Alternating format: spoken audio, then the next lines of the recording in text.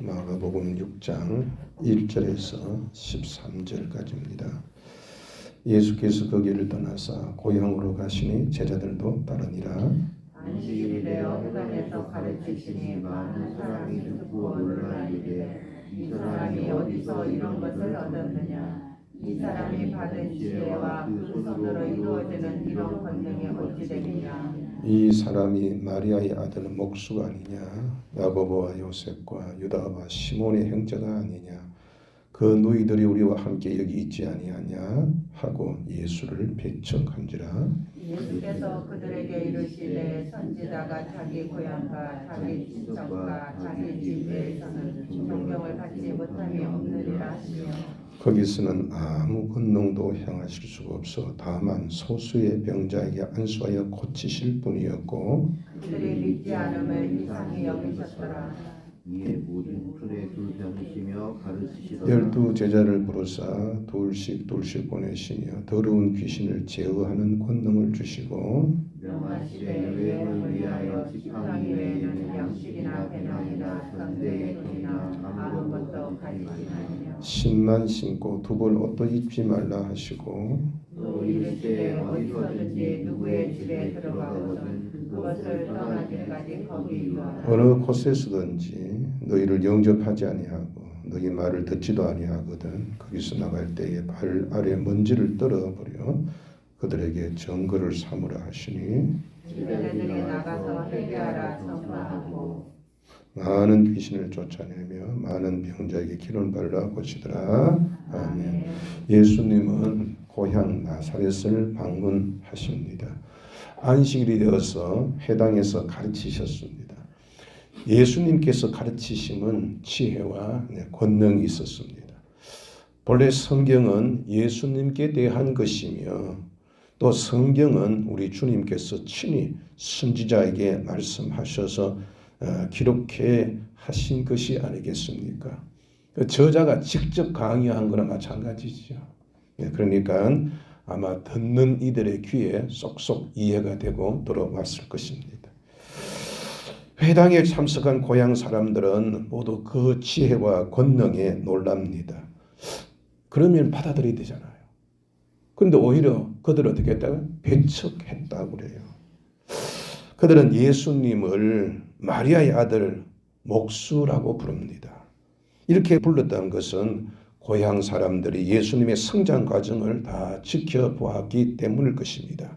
그러나 이렇게 불렀던 것은 예수님을 조롱하는 처사입니다. 왜냐하면은 바디메오라는 말은 디메오의 아들이라는 뜻이에요. 이처럼 그 사람을 지칭할 때에는 어머니의 이름을 부르는 거 아닙니다. 아버지의 아들로 불러요. 그럼 여기서 마리아의 아들로 부르는 게 옳습니까? 요셉의 아들이라고 불러야 옳습니까? 요셉의 아들이라고 불러야 돼요. 아무리 마리아가 일찍 과부가 되었다 할지라도 마리아의 아들이라 이렇게 부르는 것은 시체 말로 우리나라 말로 하면 호로 자식이다. 애비 없는 자식이다. 이렇게 비하하는 내용이에요. 뿐만 아니라 목수아가 아니냐 이 말도 천한 신분을 가졌던 자가 아니냐. 예수님을 조롱한 거죠. 3절에 보면은 아니냐 이렇게 3번이나 그런 아니냐가 반복됩니다. 이렇게 표현한 것은 자기들의 기준에 봤을 때에는 형편이 없어야 돼요. 나보다 천한 신분이고 나보다 가난했고 나보다 학력이 적었고 나보다 직업도 천했고 그러면 나보다 어떻게 돼? 못해야 돼요. 일일이 성장 과정을 다 지키고 나보다 못해야 되는데 나와 비교할 수 없으니까 너무 월등하니까 그 마음속에 뭐가 있었던 거예요? 마음이 들지 않는 거예요. 시기가 잔뜩 들었던 겁니다. 시기하면 그 사람 받아들이겠습니까? 안 됩니다. 아무리 그 사람이 잘해도요. 시기하는 마음이 들면은 그 사람의 마음에 들지 않는 거예요. 배척하게 돼 있어요.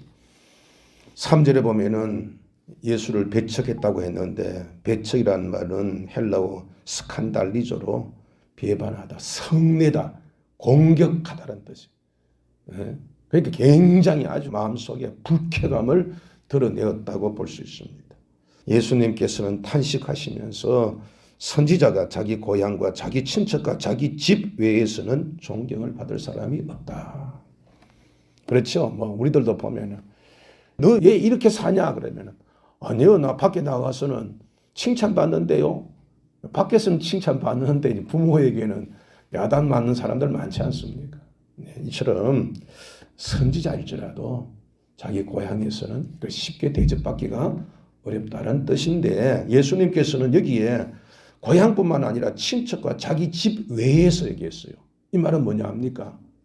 친척과 자기 가족 중에서도 자기에 대하여 달가워하지 않는 자들이 있었다. 심지어 예수님이 귀신 들렸다고까지도 생각한 가족이 있었으니까 말이죠.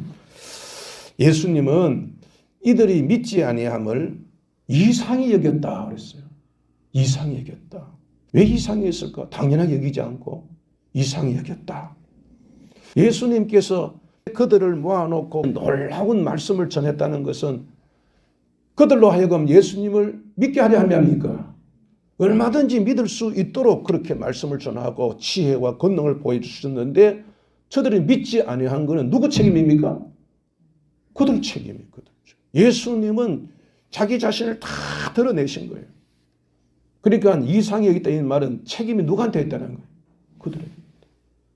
예수님이 얘기한 것은 그 사람의 믿음과 불신은 바로 그 사람의 책임이 분명히 있다. 그 뜻을 말씀하시고. 그러니까 예수님 비유 속에서도 어떤 씨앗은 돌짝밭에 떨어지고 어떤 씨앗은 길가에 떨어지고 그 밭이 사람이 뭐라고 했어요? 마음이라 그랬죠. 실제로 그 고향에서 많은 사람들이 예수님을 배척했지만은 그 중에 소수의 사람들은 주님께로 와서 병을 고침받았어요. 이 사람들은 믿음이 있을 사람이 없는 사람이에요. 믿음이 있었으니까. 그러니까 그들의 책임이었다라는 것을 주님이 말씀하신 것입니다. 믿으면 되는데 믿을 수 있었는데도 예수님을 배척한 근본적인 이유가 어디일까요? 시기함에 물론 있었지만 그 시기의 동기가 뭡니까? 바로 자기들의 눈으로만 보고 판단하는 바로 교만 때문입니다. 이들은 예수님을 잘 안다고 생각했지. 왜냐하면 성장 과정을 다 봤으니까. 다른 지역의 사람은 모르지만 우리는 다 봤어. 다 알아. 우리는 다 알아. 그래서 판단한 거예요. 그 사람들은 다 안다고 했지만 다 한 것이 아니었어요. 여러분, 우리가 볼 수 없는 것을 짐승들은 봐요. 개는 우리가 들을 수 없는 것도 들어요. 그럼 여러분, 보이지 않고 들리지 않다고 해서 없는 겁니까? 아닙니다. 그것을 보지 않고 들리지 않아도 없다 얘기하는 것은 우리의 자만과 우리의 무지예요. 그러니까 겸손한 사람, 나는 처음 듣는 얘기지만 그럴 수도 있겠다 하고 겸손하게 듣는 사람은 지식을 자꾸 얻지만은 아니야. 뭐 나는 그런 거 본 적도 없어. 들은 적도 없어. 그렇게 자기 주장을 하는 교만한 사람은 지식이 거기에 머물러서 더 이상 성장하지 않아요. 여러분들, 하나님의 지혜와 권능도 무한합니다. 하나님의 은혜도 무한합니다. 그러면 어떤 자가 그것을 찾을까요? 겸손하게 주님, 나는 듣지도 못하고 보지도 못하지만 주님에게는 무한한 은혜가 있으니 그 은혜를 주시옵소서. 볼 수 없는 것을 보게 해주시고 듣지 못하는 것을 듣게 하시고 할 수 없는 것을 하게 해주옵소서. 그런 자가 은혜 받는다 이 말입니다. 교만한 자, 아이고 그까지 기도했으면 뭐해? 말씀 들었으면 뭐해? 그 사람은 더 이상 하나님의 은혜를 받을 수 없습니다. 겸손한 자 찾는다고 하셨지요. 믿음이 없는 사람은 예수님을 배척했지요. 그러나 믿음이 있는 사람은 소수였지만은 예수님을 환영했습니다. 그래서 고침받았어요. 그렇게 이 세상은요, 둘로 딱 나누어져요. 하나는 예수님을 믿는 자와 하나는 예수님을 배척하는 자. 미지근한 자도 그것에 포함되겠지. 오늘 우리가 찬송 볼 때 예수님은 누구신가? 이 굉장히 중요한 얘기 아닙니까? 이들은 극과 극의 모습을 보입니다. 불신의 사람은요, 예수님 어떻게 했어요? 배척했다니까요. 마리아의 아들이라고요. 목수라고요.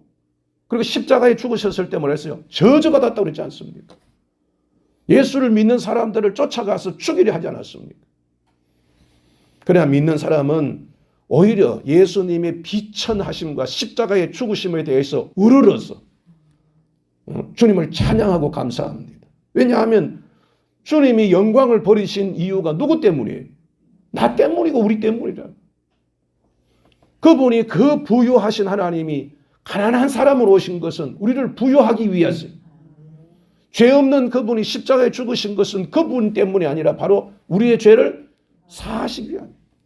그러니까 예수님이 누구신가를 아는 자는, 예수님이 우리의 죄를 사하러 오신 하나님의 아들이심 아는 자는 그 비천함을 보고 오히려 우리의 마음을 괴로워하고 그분의 고통에 대하여 우리는 감사하고 찬양한다.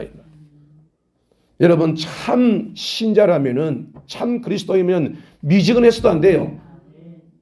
그냥 뭐 뜨뜻미지근한 돼요. 그래서 예수님 성경 미지근하면은 주님께서 뭐예요? 토해 내신다는. 미지근한 것은 참 신앙이 아닙니다. 나를 위해 죽으신 그분인데 어떻게 내가 미지근할 수가 있겠어요?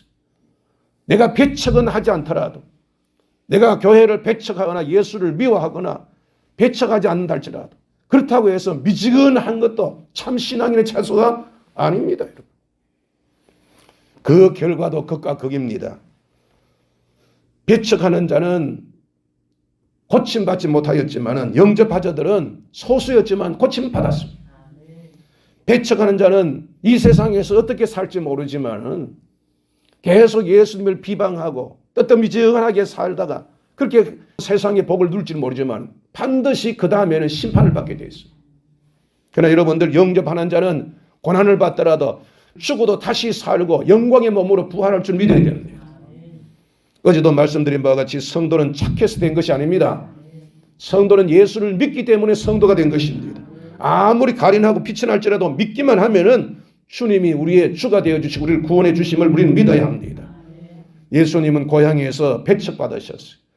이제 앞으로는 마가복음의 전개가 되겠느냐, 계속 예수님이 배척받는 역사가 나타나요. 마침 십자가에 죽으시죠. 바리새인도 배척을 당했습니다. 무리들이도 배척을 당합니다. 그러나 예수님은 절대로 흔들리지 않습니다. 6절의 말씀 보면은 모든 촌에 두루 다니시며 가르치셨다. 이제는 받아주는 데가 없어요. 그러니까 저기 배척하지 아니하는 곳을 찾아가서 어떻게 해서든지 복음을 전하기 위하여서 애쓰셨다는 것을 볼 수 있습니다. 그리고 그 다음에는 제자들을 훈련시키는 일에 열중하십니다. 이것은 바로 사람으로 오신 그 예수님이 하나님께 대한 확신과 믿음이 있었다는 증거예요. 예수님은 창세전에 성부 하나님과 언약을 하셨죠. 십자가에 죽으실 것도 언약하셨죠. 다시 살리실 것이라는 것도 언약을 하셨죠. 예수님은 고난을 받게 되어 있습니다.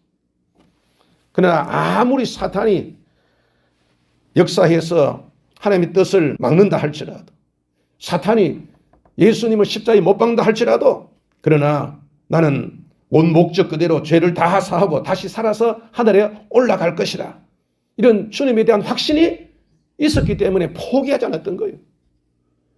그냥 사방에 우겨싸임을 받고 여기저기 핍박을 받았지만 예수님은 끝까지 그 길을 가신 거예요. 그래서 주님께서 떠난 후에도 복음을 전할 제자를 양성하고 열심히 훈련시켰던 것입니다. 이렇게 예수님이 포기하지 아니하고 끝까지 고난과 고통을 당하면서 그 길을 가셨던 것은 예수님 역시 하나님에 대한 확신이 있었기 때문입니다. 그 많은 고향 사람들이 예수님을 배척하였지만 작은 소수의 사람들은 그들의 눈치를 보지 않고 예수님을 영접하였습니다. 우리도 여러분 이런 절대적인 믿음을 가져야 됩니다. 예수님께서도 사람들이 많은 큰 길로 가려고 하지 말아라. 좁고 협착하고 고난이 들지만 생명의 길로 가라. 주님 그렇게 말씀하지 않았습니까? 여러분, 우리들도 진심으로 확신을 가지고 있다면 절대로 흔들리지 말고 주님이 가신 그 길을 쫓아가야 됩니다. 사탄이 나를 넘어뜨리기 위해서 많은 시련과 고통을 줄지라도 나는 오직 주님만 믿고 따라가리라. 그리하면 주님께서 반드시 나의 하나님이시니 나를 구원하시고 상 주실 것이다. 이런 믿음을 가집시다. 성경에 있는 욥이라든지 많은 선지자들이 그런 길을 갔다 이 말이에요. 이 사순절을 맞으면서 과연 예수님은 나에게 어떤 분이신가를 생각해 봅시다. 주님이 낮아지심과 주님이 십자가 주심이 나와 무슨 상관이 있느냐?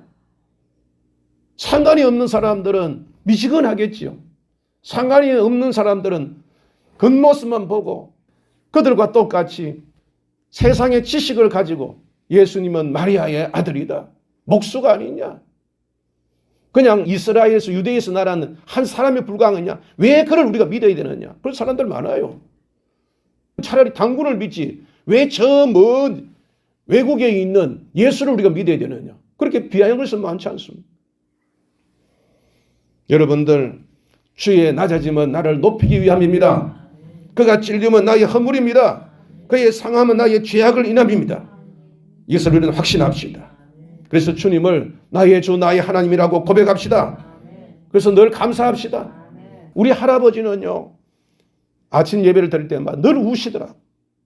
난 그때는 몰라서 왜 그렇게 우시는지. 그 찬송을 부르죠. 늘 울어도 그 찬송이 있죠. 그 찬송을 즐겨 부르셔요. 지금이야 알겠어.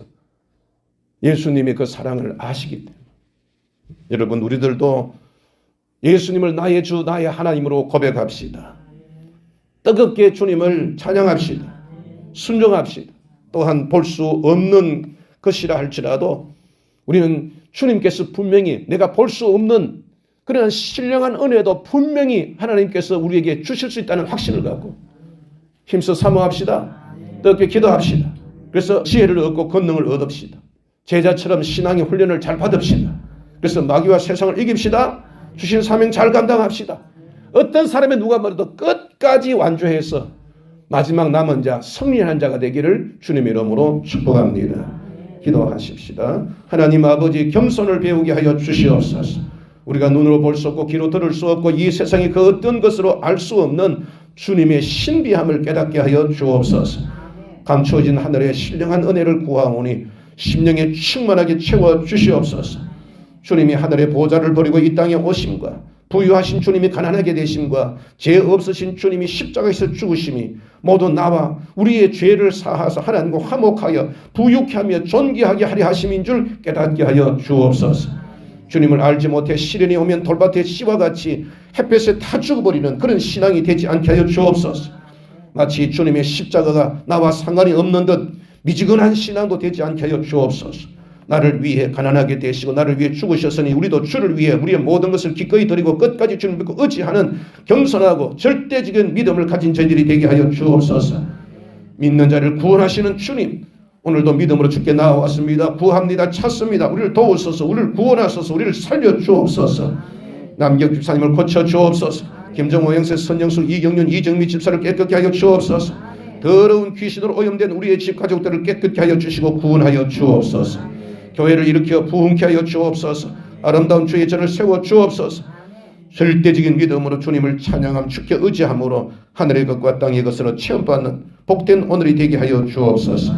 예수님 이름으로 축복하고 기도합니다. 아멘.